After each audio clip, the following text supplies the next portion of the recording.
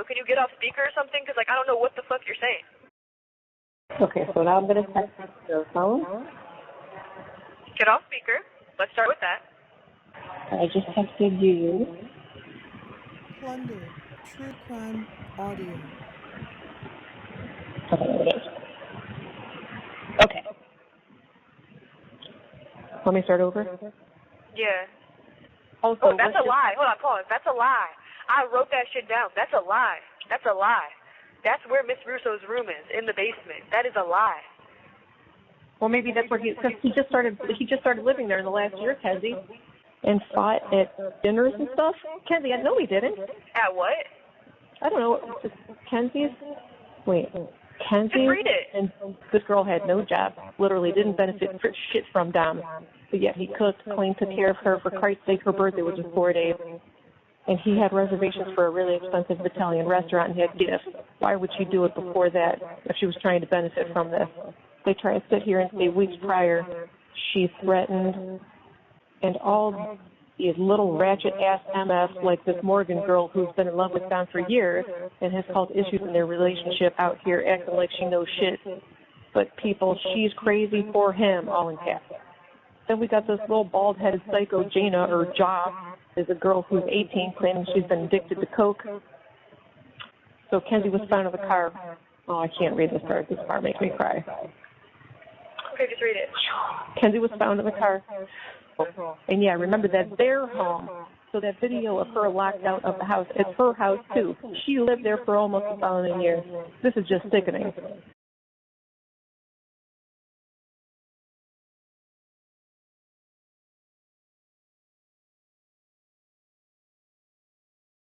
Hey.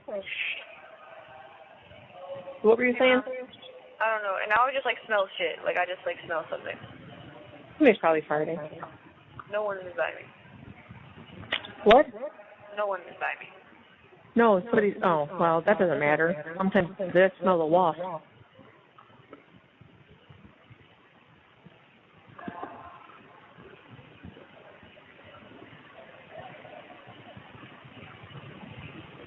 Yeah, I don't know what to say to Maddie. What'd she say? Just say, thank you for...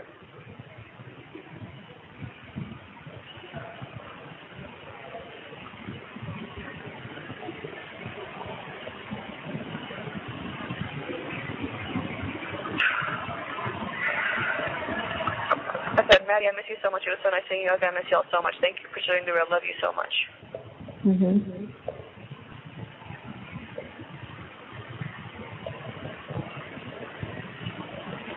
Yeah.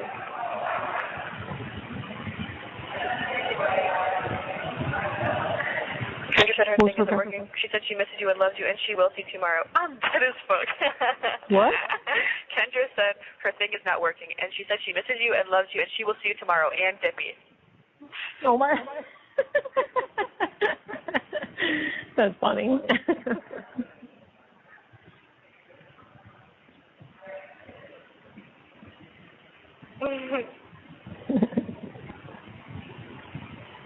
Oh my God, and the Bubba is posting that huge... You want me to read it to you? I'm going to read it to you. Because Bubba's posting it on every single YouTube link. Can you hear me? Yeah. Okay, it's long, so let me know when you're ready, okay? I'm ready. Okay, hold on. I gotta get through this ad. Plunder, true crime audio. Okay. Hold on. Dude, Jason said it all. So let's just get this out there for y'all goofy asses can realize. Let's first start with this quote-unquote evidence. All their so-called proof is all based on interpretation. Number one, they say she wanted to die, but that's after the fact of the accident. And she was in the hospital saying, quote, she never meant for this to happen, and that now all she wants to do is be dead. I'm sorry. If I or anyone else was put in this situation where they lost their 6-year boyfriend and doesn't fully remember what happened, but no, they want to use that and interpret it in the worst way. I'm sorry anyone in that situation would say the same thing. You got some dude who goes by Hedge who literally, like, no one knows, who this dude is in his 50s and has a criminal background, and they say is a family friend of the Russos and living in his basement.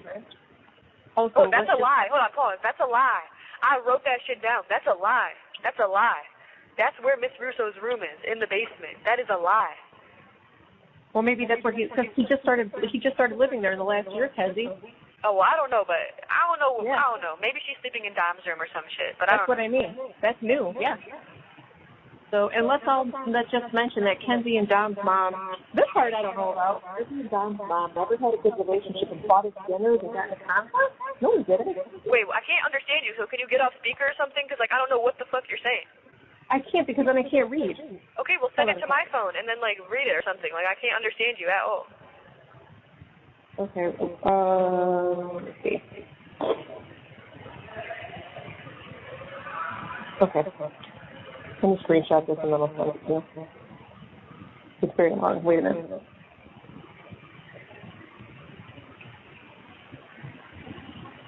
Hold on, damn it.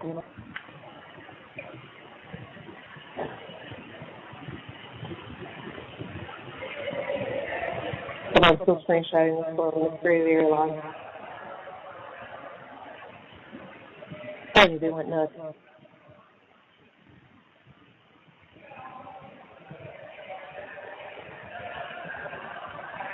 Okay, so now I'm going to text your phone. Get off speaker. Let's start with that. Hold on.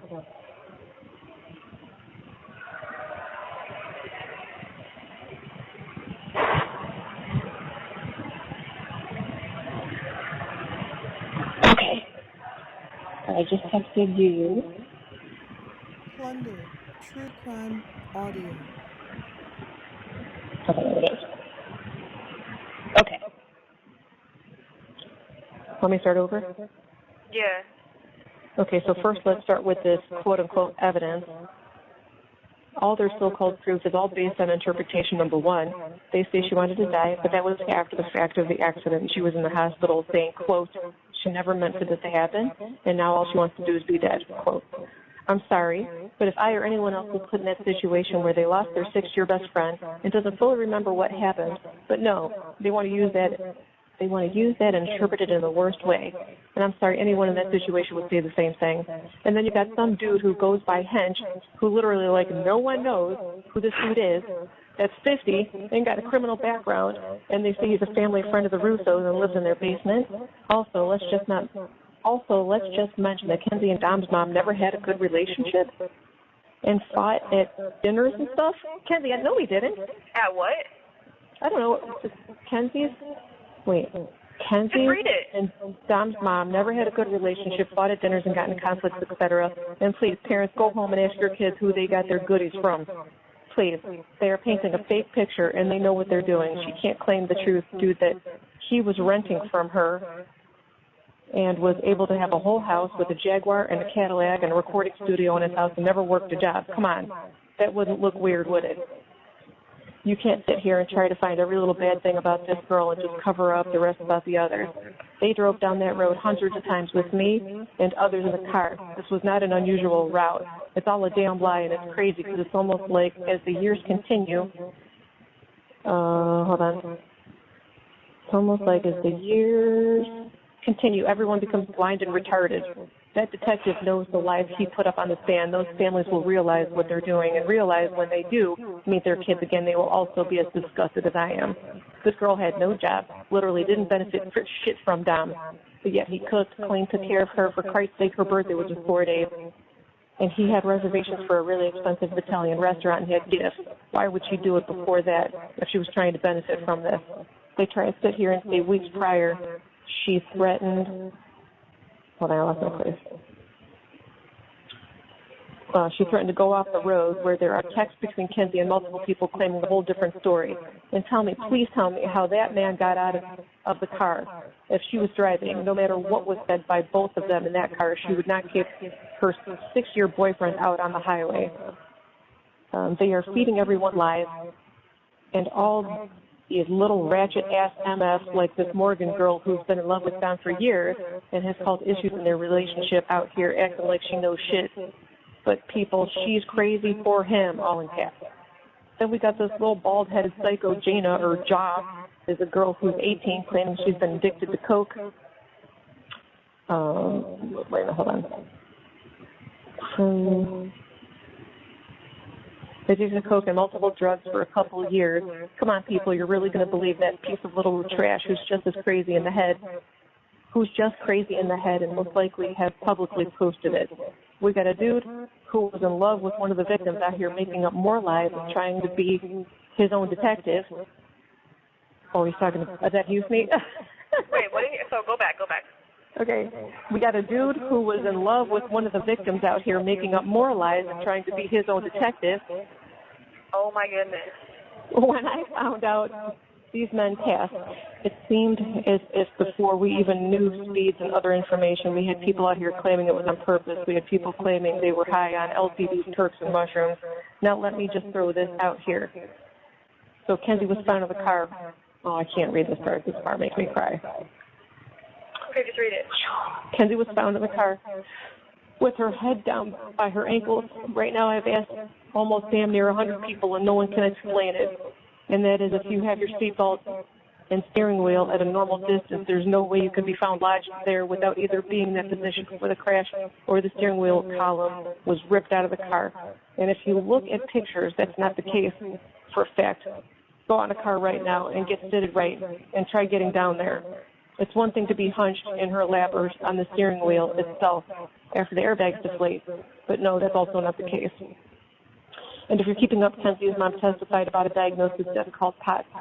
And what that is where after standing up quickly, not enough blood flown to the brain, usually between 8 to 10 minutes, and it will pass out even seizing up. It can also happen when you're just sitting. Now check this out.